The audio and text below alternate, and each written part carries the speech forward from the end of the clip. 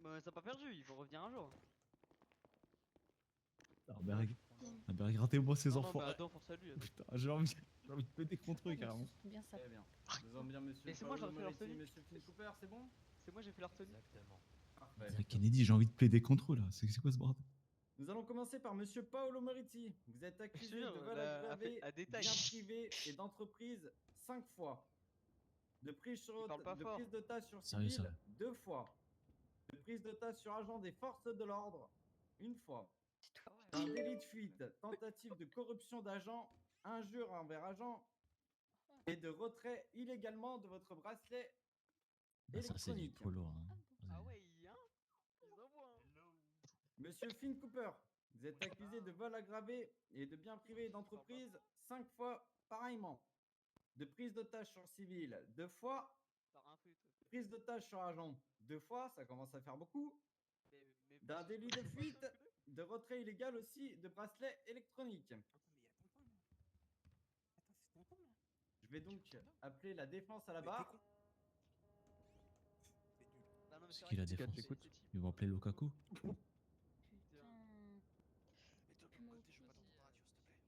Vous restez à la surveillance de porte. Invitez à parler plus fort, monsieur l'avocat, s'il vous plaît. Rien. On en... Bon bref, on va essayer de faire avec. Donc monsieur le juge, la défense prend note des accusations du ministère public. Nous entendons démontrer durant cette audience Ouais, c'est ça, si ouais. les faits sont bien réels, leur gravité doit être replacée dans un contexte humain et social.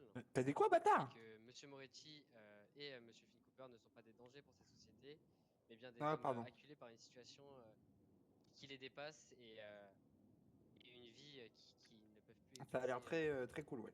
au sein de leur quartier, étant donné la précarité de ces deux personnes. Merci. Très bien. Est-ce que nous avons des témoins présents dans la salle? Oui, pour notre... nous, du coup, nous voudrions appeler plusieurs témoins. Je ne sais pas si le ministère public a des témoins à appeler pour commencer. Très bien. 68, vous avez des agents qui peuvent témoigner. On va déjà commencer par du coup l'agent qui a arrêté monsieur Paolo Moretti. Donc je vais demander à l'agent 56 de venir à la barre. Ok. Du coup, je vous laisse vous présenter. Sergent 2, 56, Logan Brens. Donc je suis agent du LSPD. Ok. Est-ce que vous jurez de dire la vérité et rien que la vérité? Je jure de dire rien que la vérité, rien que la vérité. Ok. Donc du coup, racontez-moi ce qui s'est passé le soir des faits. Donc on parle du samedi 15 mars. 15 mars, ouais, merci. Donc dans cette soirée du 15 mars 2025 à exactement 22h42, on a un braquage qui a eu lieu au niveau des docks, qui a été revendiqué par le groupe AOD. Et donc lors de cette attaque, 3 personnes ont été prises en otage, donc, dont une agente de police. Les assaillants ont également volé 5 motos d'un bateau de marchandises. Après une phase de négociation, M. Paolo Moretti a tenté de prendre la fuite, mais il a perdu le contrôle de sa moto et donc a été victime d'un accident de la route. Des agents donc ont fait une demande de renfort afin qu'ils puissent être transférés à l'hôpital. Donc moi et un collègue à moi, nous en sommes occupés afin de le conduire au poste de police après, par la suite, pour entamer la procédure. Juste avant, donc on a fait le transport à l'hôpital. Monsieur Moretti a affirmé être un simple otage. Cependant, lors de la fouille, on a découvert sur lui un pistolet Whitebody 1911 chargé de 18 munitions, un couteau ainsi qu'une charge thermique. Durant le trajet en ambulance, en présence de l'officier Raven Darkmoor, Monsieur Moretti a tenté de corrompre les secouristes en leur proposant une somme à 6 chiffres. Il a ensuite renouvelé son offre aux agents Monsieur Bruns et Darkmoor.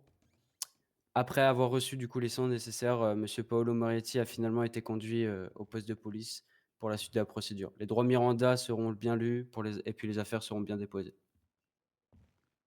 Ok. Du coup, j'ai pas forcément d'autres questions à part est-ce que monsieur Moretti vous a semblé bizarre? La seule fois où que je me souviens, c'est qu'il a dit qu'il me retrouvera et me mettra une balle dans le crâne. Ok. Du coup, maître, si vous avez des questions, je vous laisse la parole. Avec votre permission, monsieur le juge, j'aimerais du coup interroger ce témoin. Je prends ça pour un oui. Rapprochez-vous, parce que je vous entends Rapprochez-vous, pas. rapprochez-vous. Oui, donc monsieur 56, pouvez-vous nous affirmer que pendant cette intervention, aucune balle n'a été tirée de votre côté Non, aucune balle. et de notre, enfin de la côté, du côté de mes clients? Non plus, non plus. Vous pouvez vous Ok. rapprocher un tout petit peu ou pas? Oui, je sais pas pourquoi vous m'entendez pas Ouais, bien. ouais. Je fais mon maximum. Du coup, pour tout ce qui est question des otages, est-ce que pour vous, les otages ont été maltraités? Négatif. Très bien. Est-ce que vous confirmez les blessures de mes clients? Alors, mes clients, je sais pas, je me suis pas occupé de monsieur Finn Cooper, mais pour ce qui est de monsieur Moretti, suite à son accident, donc de moto, il a été transporté à l'hôpital et donc avait, la jambe, je crois, de blessé et donc a eu une attelle. Très bien. Comment est arrivé son doigt cassé du coup? C'est-à-dire que lors d'un interrogatoire qui s'est passé 2 jours après, c'était un simple interrogatoire afin de comment savoir, leur plan, ce qui était prévu et cetera. Il avait les serflex et donc s'est cassé le doigt intentionnellement, derrière sa chaise. Comment aurait-il pu faire du coup pour se casser les doigts lui-même s'il avait les serflex derrière le dos pour se casser un doigt? S'il était assis? Un doigt se casse facile à ce que je sache, non? Surtout en utilisant une chaise. Très bien, vous comprenez que physiquement parlant, ce n'est pas possible de se casser les doigts en étant assis. Bah, faites-le, vous verrez. Objection, votre honneur. C'est tout à fait possible Objection accordée. c'est tout à fait possible d'effectuer ça. Très bien. Nous avons des rapports médicaux de deux médecins qui peuvent confirmer nos dires, Mmh. autant pour monsieur Paolo Moretti que pour monsieur Finn Cooper, qui indiqueraient que ces blessures-là n'auraient pas pu se faire intentionnellement, surtout pour le plâtre qu'il avait à la jambe qui était détérioré et son état de santé face à sa jambe qui était. Son plâtre? Oui, Eh bien, il n'avait quoi son plâtre? d'après les dires de mes clients ainsi que des rapports EMS, le plâtre a été détérioré. Il aurait marché et il n'aurait pas été traité comme une personne blessée. Vous confirmez? Malheureusement sur ça, je ne peux rien dire. Je n'étais pas présent, lorsque son bandage a été, détérioré. Très bien. Objection. De sa blessure qu'il a eue, pour monsieur Cooper, c'est au bras et non à la jambe. Monsieur Cooper a une blessure à la jambe qui a. Non, pardon, monsieur Paolo Moretti a une blessure à la jambe, donc un plâtre à la jambe. Et ainsi Laisse-les que rentrer, il y aura barre en métal, les pour policiers justement qui vont les son fouiller. doigt cassé. Bref, nous souhaitons souligner du coup un manque d'humanisme au sein de l'établissement pénitentiaire, étant donné qu'ils n'ont pas été traités comme une personne qui aurait dû avoir. Quand je suis arrivé en cellule, ils n'avaient même pas de béquille ou de quoi se déplacer. Ils devaient s'outiller pour pouvoir se rendre dans les salles d'interrogatoire. Je vous remercie. Très bien. J'aimerais appeler à la barre, le médecin en question, je ne sais pas qui c'est, n'ayant pas vu de rapport, nous n'étant même pas au courant de l'état de santé de monsieur Cooper, rien du tout. Monsieur Dean J'aimerais Hillman est présent, s'il vous plaît, dans la salle. Très bien, monsieur Dean Hillman, je vous laisse vous rapprocher au niveau de la barre. Je retourne à ma place. Monsieur Dinelman, jurez-vous de dire la vérité, rien que la vérité? Je jure. Quel poste occupez-vous au sein de l'établissement, de l'hôpital? Je suis médecin. OK, OK.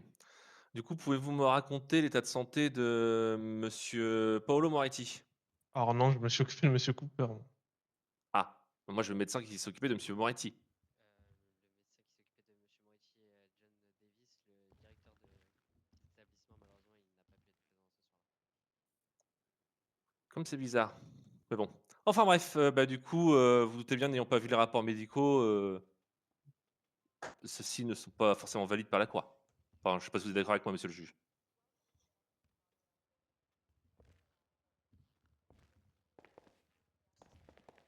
Effectivement. J'ai bien reçu, moi, et j'ai été reçu du document qui m'a été envoyé. Et pourquoi, Ce document n'est que des dires, mais pas une preuve. Il n'y a aucune preuve qui avance. LSPD et les agents qui s'en occupaient sont coupables de ceci. C'est des dires, encore une fois. Objection.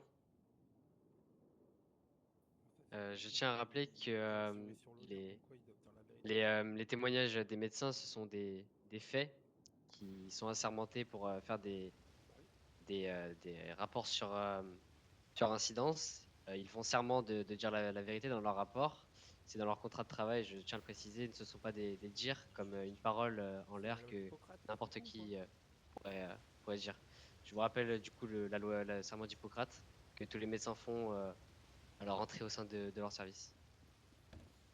Ok, du coup, bah, je vais demander à la cour si c'est possible de faire une coupure le temps que je puisse étudier ces fameux rapports médicaux. Que je n'ai pas eu, bien sûr. Refusé. Je tiens à préciser que la défense n'est pas dans l'obligation de fournir les documents, contrairement au ministère public. Je sais pas si vous avez d'autres personnes à... Avez-vous d'autres personnes à me présenter, monsieur? Non. De mon côté, j'aimerais appeler plusieurs personnes à la barre, s'il vous plaît. Affirmatif. Je voudrais d'abord appeler monsieur Paolo Moretti qui a pris CS, non? N'importe quoi. Cela va être compliqué. Bref, on va appeler monsieur Finn Cooper du coup pour commencer.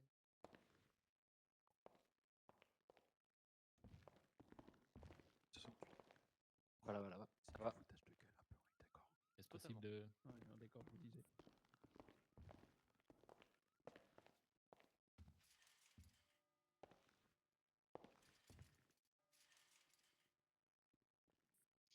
Monsieur Finn Cooper, pouvez-vous me décrire vos intentions pour ce braquage initial? Bonsoir. Alors, l'intention initiale de ce braquage était seulement de rendre à mon quartier de motards. Vous pouvez parler bien fort? Mettez-vous, vous parlez normalement quoi, dans le micro.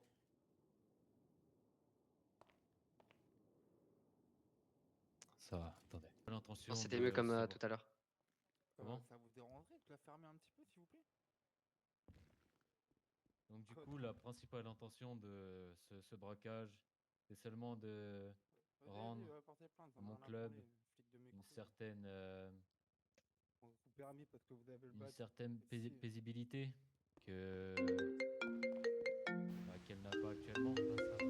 Actuellement, mon seul objectif est de servir les besoins de mon club, qui n'ont pas accès à différentes ressources, comme certains véhicules qui rendent l'accès au métier compliqué. J'ai fait cette action dans l'unique but de rendre à mon club une certaine facilité d'accès au travail qui par la suite leur rendra une vie plus paisible, ainsi qui amènera moins de problèmes dans leur vie. Très bien. Vous pouvez me décrire la position des otages pendant ce braquage? Comment étaient-ils? Qu'est-ce que vous avez fait avec eux et comment sont-ils sortis de ce braquage? Alors les otages n'ont eu aucune blessure physique ni mentale. Aucune injure n'a été faite envers eux. Un certain respect a été utilisé pour communiquer avec eux. Notre unique but n'était pas de nuire à eux, mais seulement de rendre la justice.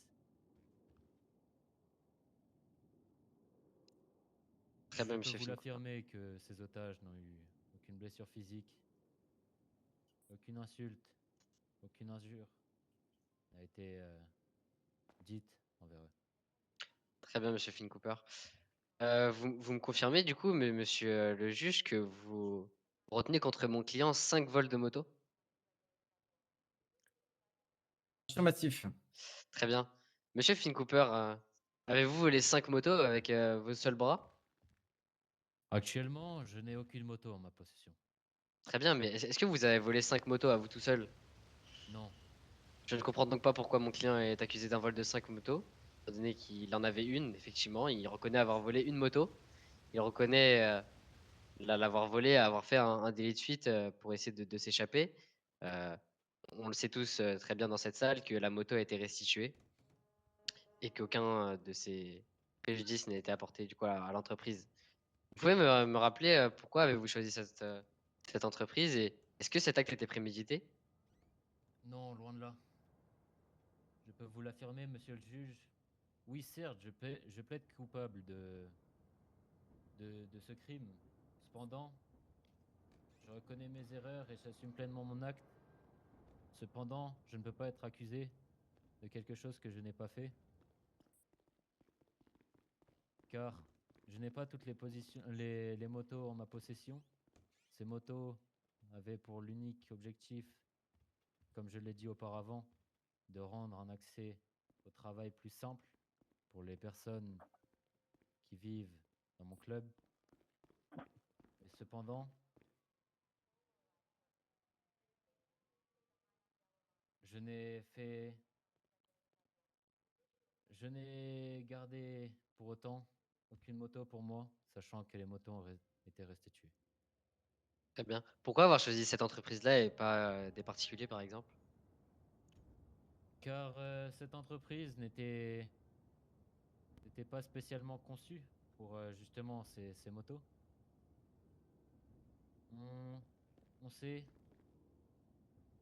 on pensait que ces, ces motos-là n'auraient pas eu d'impact sur cette société. Économiquement parlant. Exactement. Très bien, je vous remercie. Maintenant, parlons un peu de votre bracelet électronique. Vous avez fait ce choix de retirer le bracelet électronique. Ce choix était prémédité, réfléchi? Non, loin de là. Ce choix a été fait car je savais ce qui pourrait m'attendre.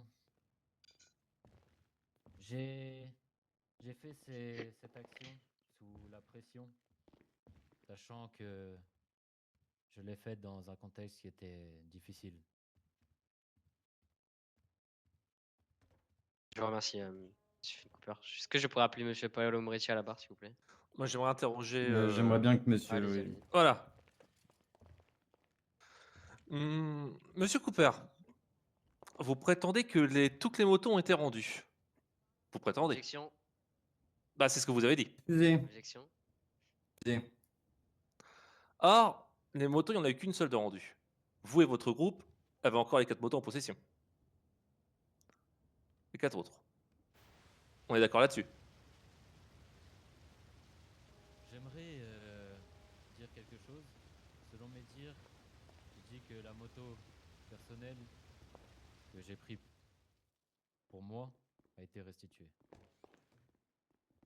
C'est pas ce que vous venez de dire il n'y a même pas 5 minutes. Mais bon. Ensuite, pourquoi avoir coupé le bracelet? Car j'ai déjà répondu partiellement à la question. Ce n'était pas un acte prémédité. Je l'ai fait sous la pression, dans un contexte difficile. Je savais ce qui pourrait m'attendre si je gardais ce bracelet. Donc, personnellement, comme je l'ai dit, sous la pression, j'ai fait en sorte d'échapper à ces restrictions qui pourraient m'attendre.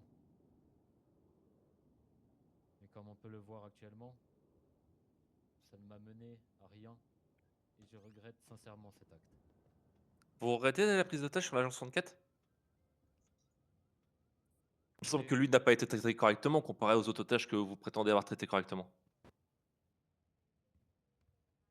Puis-je Objection. vous poser une question? Refusé. Je vais vous demander de répondre à la mienne. Personnellement,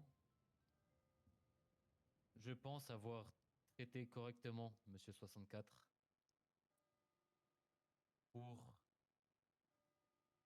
sachant que lors de cette prise d'otage, comme je l'ai dit auparavant, ce n'était pas un acte prémédité. J'ai fait cet acte sans vouloir nuire à la civilisation. Ça aurait pu tomber sur quiconque. J'ai fait cette action seulement dans l'unique but de d'essayer de me sauver,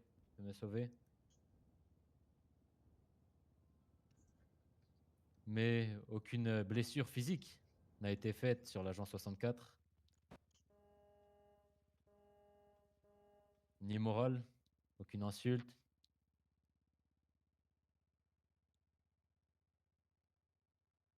Ce sera tout. Oui, braquer une arme sur la tête de quelqu'un, c'est toujours bien à faire, mais bon. Oui, mais comme je vous l'ai dit, il y a beau avoir une arme braquée sur sa tête, comme vous le prétendez. Cependant, aucune blessure, aucune insulte. C'est un seul moyen de dissuasion. De ce que je sache, Monsieur 64 n'a pas eu de répercussions physiques par la suite.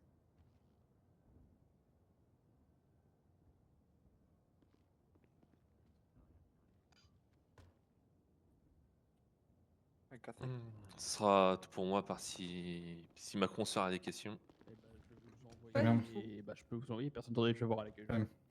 Je vais appeler donc maintenant Monsieur Paolo Moretti à la barre, s'il vous plaît. Que certaines questions ont déjà été répondues. Mais pourquoi avoir choisi cette entreprise-là et pas des particuliers, s'il vous plaît? Cette entreprise-là, parce que vous croyez qu'on choisit ce qu'on fait à l'avance, qu'on choisit nos entreprises à l'avance. On a simplement marché sur l'opportunité qu'on a reçue. Voilà, on a reçu une information d'un convoi et on n'a pas cherché à comprendre quelle entreprise c'était. Ça aurait pu être une entreprise comme ça aurait pu l'être. C'est tombé sur celle-là malheureusement et voilà. Très bien, je vous remercie. Vous m'avez indiqué que les otages, vous les avez pris comment? Vous pouvez nous raconter un peu comment vous les aviez pris et est-ce que c'était vraiment réfléchi cette prise d'otage ou c'était une conséquence face à ce qui se passait Non, c'était sous la prise de panique. C'était sous la prise de panique tout simplement. C'était pas prévu. On va dire que la situation nous a échappé, d'accord? On avait une pression qui était énorme. On a dû improviser. Voilà, il y a une chose qui est sûre, on leur a jamais fait de mal et il a jamais été question de leur faire du mal. Ça, vous pouvez en être sûr.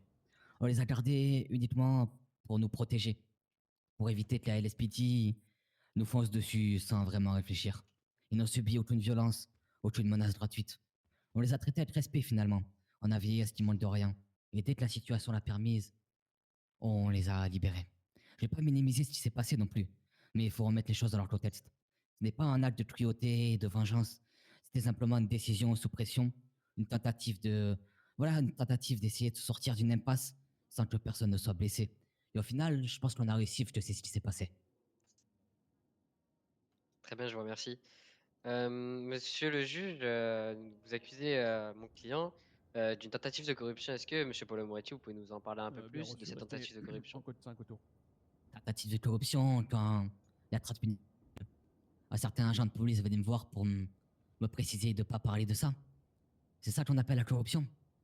Avant de m'accuser de tentative de corruption, essayez d'abord de vous assurer que votre agent 56 ne soit pas lui-même, dans cette optique-là de corruption.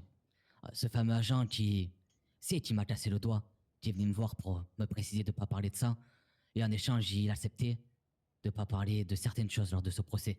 Bien évidemment, j'ai refusé. Mais c'est quand même assez drôle de me parler de corruption quand vous êtes les premiers à le faire. Je tiens à préciser, monsieur le juge, Objection. que ce sont des dires, ce que monsieur Paolo dit, mais qu'il faut quand même en prendre compte lors de votre décision finale. Bonne soirée à vous. Objection. Vas-y, monsieur. Une tentative de corruption a eu lieu il n'y a pas si longtemps, ne serait-ce que 10 minutes, au niveau des cellules, par M. Moretti et M. Cooper. Vis-à-vis du fameux agent 56. Est-ce que l'agent 56 est présent?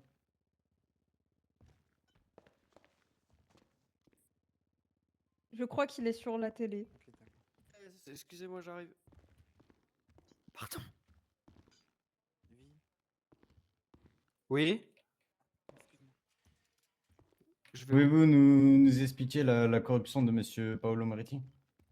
Quand ça Quand ça À peu près 10 minutes.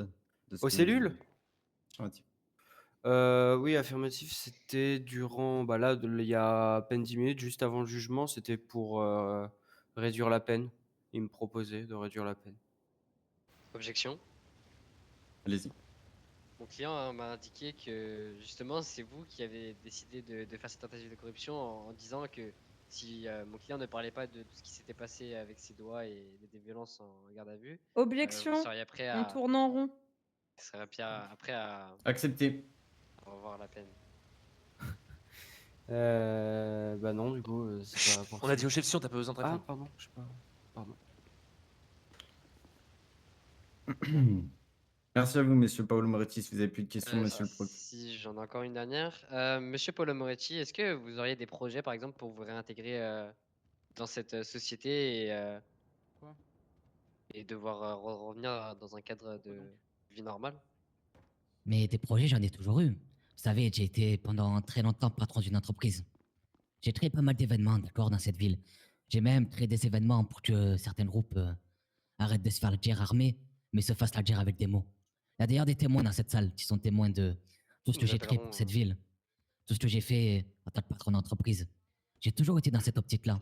Et c'est pour ça que, certes, je plaide coupable, mais ce qui m'est reproché aujourd'hui et tout ce monde qui m'accuse, j'en suis pas totalement fier. Parce que j'ai un peu dérapé. Et j'étais quelqu'un de bien avant. Très bien, je vous remercie, monsieur Paolo Moretti. Merci à vous. Je J'ai des souhaiterais maintenant questions. appeler à la... Ah, allez-y. J'ai des Allez-y, questions. monsieur. Attendez, attendez, J'ai- là. Moi, j'aurais une question à poser. Allez-y, madame la vais- maire. Je vais rebondir sur la question que monsieur l'avocat vous a posée en vous disant que vous n'aviez pas ciblé d'entreprise. On est bien d'accord? Oui, on est bien d'accord. J'ai ciblé aucune entreprise. D'accord. Donc, il n'y avait pas de préméditation, mais d'après les rapports que j'ai pu consulter, Vas-y, vas-y. il y a eu un témoignage d'une agent de sécurité sur les docks qui témoigne que vous êtes arrivé avec un Objection. contrat. Objection. Excusez. Donc, vous serez venu avec un contrat vous permettant de vous infiltrer dans ce hangar. Comment ça ne peut pas être prémédité? Écoutez, les dires de cette fameuse agente sont fausses. Nous ne sommes jamais arrivés avec un contrat. Et la prise d'otage, plutôt le braquage, ne s'est pas passé comme ça. Ça ne s'est pas du tout déroulé comme ça. Pourtant, vous l'avez bien pris en otage, cet agent. Objection. Oui, à l'arrivée de la Excusez. LSPD. Écoutez, moi, je n'aurais pas d'autres questions, hein.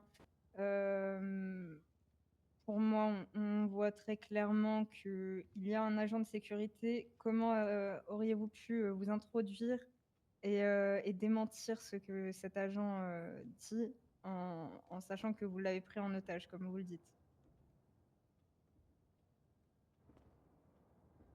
Je tiens à rappeler, monsieur le juge. Je ramène aussi des questions. Désolé. Oui, Je tiens à allez-y, rappeler- monsieur le procureur. Je vous laisse parler, maître, si vous voulez, avant Oui, que je commence. Je tiens à rappeler, monsieur le juge, que je n'ai aucun de ces témoignages dans mes dossiers et donc qui ne peuvent pas représenter une preuve devant ce jugement. Ah, mais l'accusé a répondu. Je vous remercie, mais normalement, il n'y aurait pas dû avoir ceci dans le jugement. Non retenu. Allez-y, monsieur le procureur. Ah, ouais. Du coup, monsieur Moretti.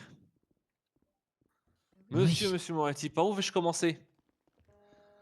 Alors, je vais citer ce que votre avocat est venu me voir, maître, si vous m'autorisez à citer vos dires. Allez-y. Sinon, je vous ferai passer à la barre juste après pour les valider. Ah, c'est bien, on pourra reprendre ce que monsieur Moretti disait tout à l'heure, alors, pendant que les témoins passent. Je peux rappeler monsieur Merloléry à la barre, s'il vous plaît? Accepté. Monsieur Merde. Merde. Bien. Oh merde. Je t'emmerde, toi. Moi aussi, je t'aime. Ouais, pas bon.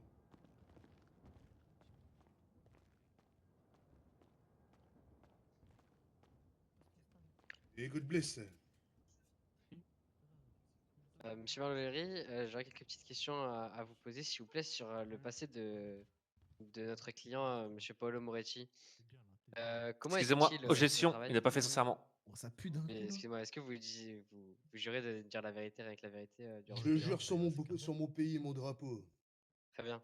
Donc, je vais vous répéter cette question. Est-ce que, enfin, vous pouvez nous décrire un peu comment était monsieur Paolo Moretti au travail? Au travail, c'était un très bon travailleur. Il faisait un petit peu de la sécurité, il vendait des boissons, etc. Les clients étaient contents de lui. On a même pu lui donner quelques primes, etc. pour son travail bien fourni. Il parle avec les gens, il est sociable, il est sympa. Voilà. Très bien.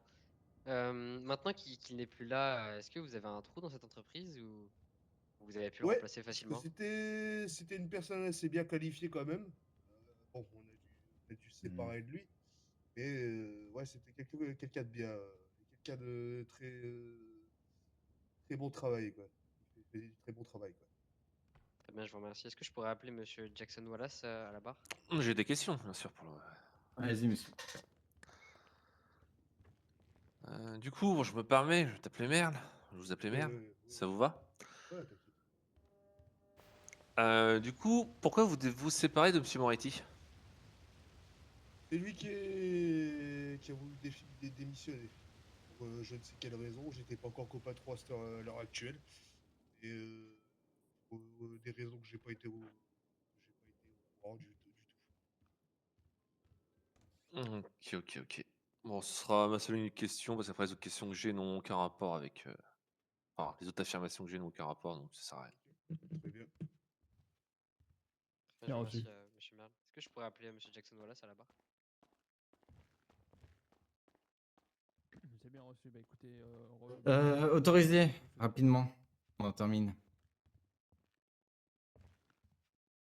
Est-ce que là, ce sera possible après d'interroger Monsieur Moretti? Monsieur le juge? Monsieur Comme Jackson Wallace? l'avocat l'a fait, c'est possible. Ce sera pas long. Excusez-moi, mesdames, messieurs. Affirmative pour après. Excusez-moi. Désolé. Putain. Excusez-moi. normalement, il y Oh avait. là là. Un sketch, hein. T'inquiète pas, je vais le démonter en 2-2 le sketch. Bonjour, messieurs Très les bien, agents. très bien, pas de souci. Maître, Attends, 88, je vais être Ça va, ici en monsieur. deux, comme- mademoiselle la mère, Monsieur l'agent de Wallace. sécurité. Bonsoir. Monsieur Wallace, est-ce que vous jurez de me dire la vérité, rien que la vérité? Rien que la vérité. Très bien. Mais messieurs les agents du LSPD nous parlent d'une organisation ou d'un groupe pour les motos. Cependant, est-ce que vous avez eu conscience de ce braquage? Est-ce que ce sont des membres de votre groupe? Alors, je vais vous arrêter tout de suite. J'ai jamais entendu de ma vie un braquage, ok? À part dans les infos. Très bien. Les Donc, Angels, dans 100% des Angels, comme je le dis à chaque fois et je le répète, mais je le répète, mais apparemment ces agents sont sourds. Dans 100% des Angels, il n'y a qu'un seul pourcent qui fout la merde. D'accord? Les 99% sont là pour aider la population. Faites-les sur le sol, s'il vous plaît. Et ils sont là justement pour, Faites-les sur le sol, voilà, là. Il y a du grabuge. c'est pour n'importe quoi. aider ceux qui sont les plus démunis, etc. Et Paulo ainsi que Finn faisaient partie de ces gens-là. On s'est Très bien, Plusieurs donc- fois, ils ont huis été clos, dans ça va pas se tenir. des restos où on offrait à manger, etc. Et ils ont participé de nombreuses très bien. fois. Donc vous affirmez que si ce braquage aurait été... vous vous définissez même comme le président des Angels, c'est bien ça? C'est ça, Jackson Wallace, président du chapitre de Los Santos. Très bien. Si ce braquage avait été prémédité, vous ne pensez pas que vous avez entendu cette histoire ou pas du tout? Bah, peut-être que s'il aurait été séquestré, enfin, c'est pas orchestré, c'est orchestré par les Angels, bah, je pourrais ne pas être au courant. Comme je vous ai dit, c'est un seul pourcentage qui fout la merde. Mais je sais très bien que nos deux Objection, compatriotes juste à pertinence, ça a côté- été revendiqué. Ok. Affirmatif. Monsieur le juge, je tiens à préciser que c'est pas parce que les personnes s'affirment étant dans un groupe ou dans un club de motards que forcément c'est tout le groupe enfin, les personnes présentes dans ce club qui... Exactement, Objection, ça n'a jamais été dit. Exactement ce que je Objection venais reçue. de dire. Je venais de le dire justement Très que bien. ce pourcentage-là ne fait pas Objection partie x2. de cette C'est pas encore le même salle. sujet. On n'a jamais accusé les AOD d'être tous des criminels. Objection. Reçu. Objection reçue.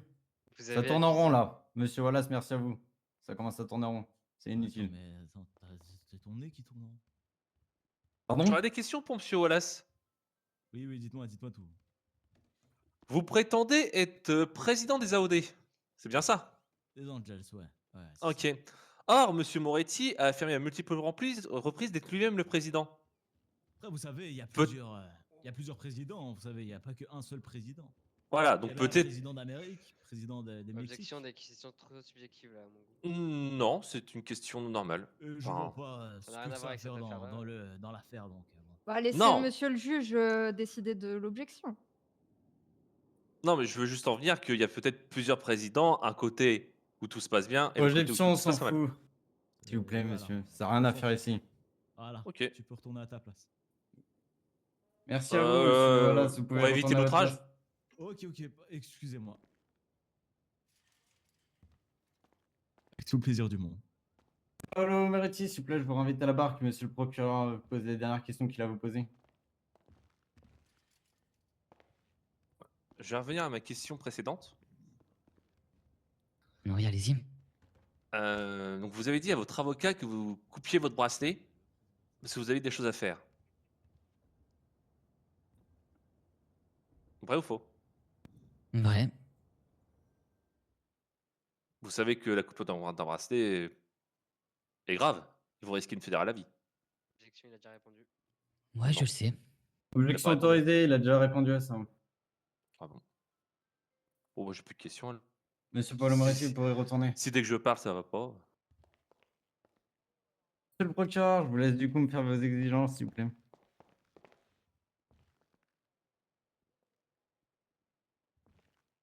« 68 » De quoi? Réquisition, monsieur. Réquisition. Ah bah, de toute façon, Qu'est-ce que vous demandez? bah, la prison à vie pour les deux détenus, hein. Ils n'ont pas respecté la procédure du bracelet, donc coupure de bracelet, c'est fait à vie. Très bien, c'est pris en compte.